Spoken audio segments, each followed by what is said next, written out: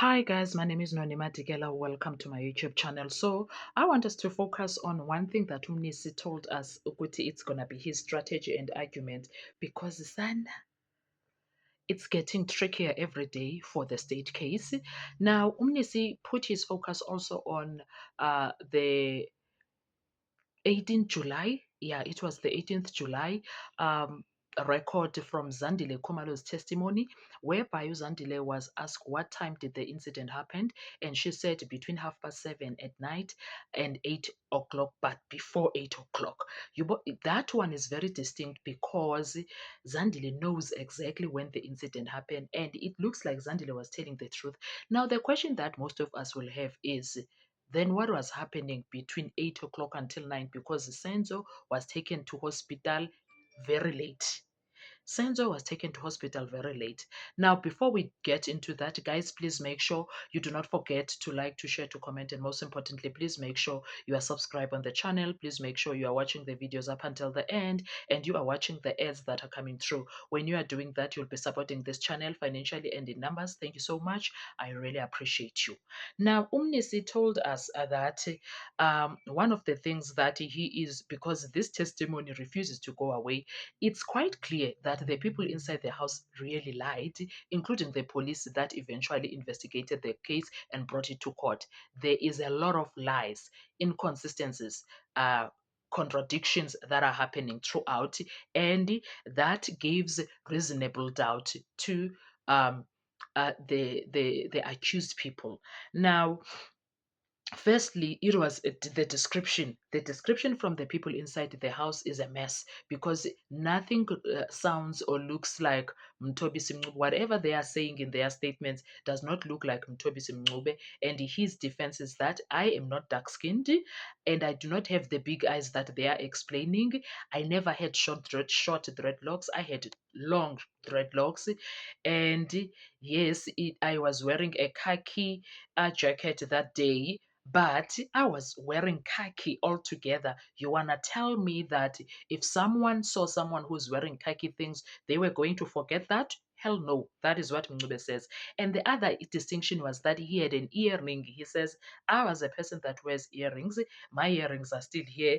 And guess what? They never mentioned the earring. The other thing that has not come out though is the tattoo situation because Mncube he has not touched anything about the tattoo. They did not speak about the tattoo. Anyway, we see him wearing short what. So there's no visible tattoo that we see there. Then that means whatever tattoo that he might have currently, if he has any, there is no way that it was visible because he was wearing a jacket, he was wearing long pants, and you can, unless the tattoo was in the face or in the hands, but currently we always see his hands, we always see his face, we always see from here because he does wear sometimes short sleeve t-shirts. So we have not seen any tattoos so far. We have not seen any tattoos unless he has the tattoo in the body. Still, it means they could not see the tattoo because he was wearing a jacket. The other thing that Mncube is fighting against is, if I was wearing a hurt, that means I left myself there. Why then is this hurt not having any of my DNA if it was my hurt? Guys, do you see ukuthi state case is iyaphela bebuka? Iyaphela bebuka. Imagine now we have not even touched the cell phone records because the tower data is telling us something else. Now, Senzo Meyiwa was killed on the 26th of October 2014, and now this testimony from Zandile refuses to disappear because now the defense took the court back to her testimony, not so that they are not speculating, not to introduce new evidence, but to revisit words already spoken under oath. And Advocate Mnisi reminded the court that Zandi described where she had been sitting inside the house, that she could see who comes in. So her description is proper. and she identified photographs. She explained where the intruders entered. Then came the detail that immediately captured everyone's attention. She testified that the shorter man with dreadlocks entered first. When she was asked about visibility inside the house, her answer was direct. She said the lights were on. She said visibility was very clear. Those words are now central to the defense's argument. So there is no way that Zandi made a mistake when she said the person was dark skinned. There is no way that she made a mistake when she said the person was dark skinned. Why all of this matters? Court cases involving eyewitness identification often turn on reliability. How long did the witness observe the person? How good was the lighting? What was the distance?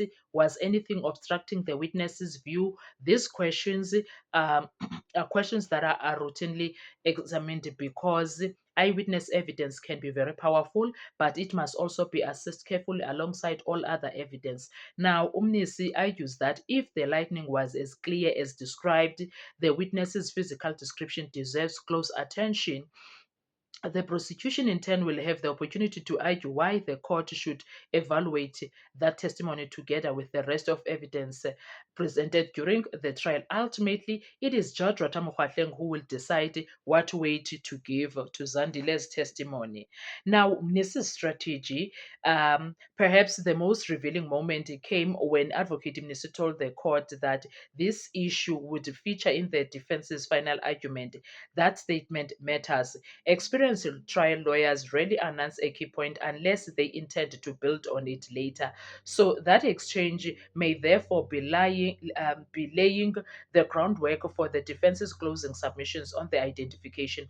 Rather than making the entire argument now, Mnisi appeared to be preserving it for the end of the trial when all the evidence can be considered together. Now, the bigger question is the debate is about more than one witness.